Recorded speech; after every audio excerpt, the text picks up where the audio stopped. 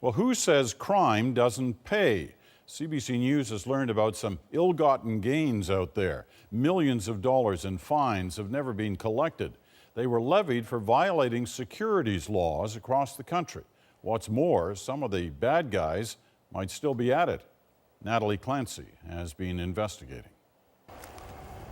Eleanor Thelke is trying to enjoy her retirement, but she's still out thousands of dollars after trusting her night school investment teacher. I went to the class because I didn't know about investing. After weeks of classes, Ronald James Kahn, a registered mutual fund salesman, asked all students for their financial information. So when he looked at my individual net worth, I guess, he got very interested and said I should be diversifying into something more interesting but safe, you know, do a little gold. As in the Mendora gold mine in Oregon. Kahn pitched it as the richest in North America.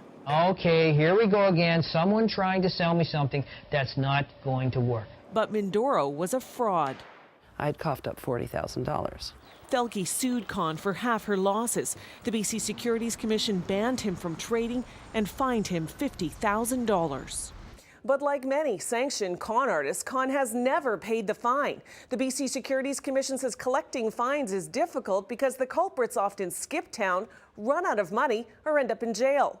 CBC has analyzed data from across Canada and discovered 2/3 of fines are never paid. BC has the worst collection record in the country. Only 2.89% of fines have been paid over the last 5 years. Quebec has the best record with 77% of fines collected. Nationwide, only 36% are paid, which means a whopping $285 million is still outstanding in unpaid fines. Most provincial securities commissions refused CBC's request for interviews, instead sending a joint statement saying regulators make every reasonable effort to collect monetary penalties. Recovery is often limited as a significant number of cases involve serious fraud where there is little or no likelihood of ever collecting the money. I didn't know he hadn't paid the fine until CBC told me. There obviously isn't any deterrent factor here. None. I mean, I dare say he would do it again. R.J. Kahn is in trouble again, accused of illegally trading shares in his hair restoration company, Follicles.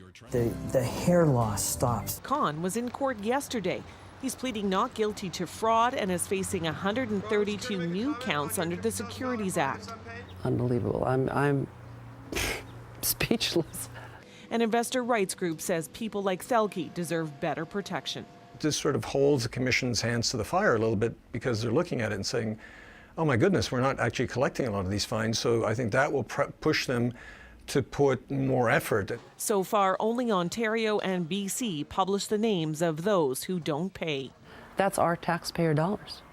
It should be going back to us. Natalie Clancy, CBC News, Half Moon Bay, British Columbia.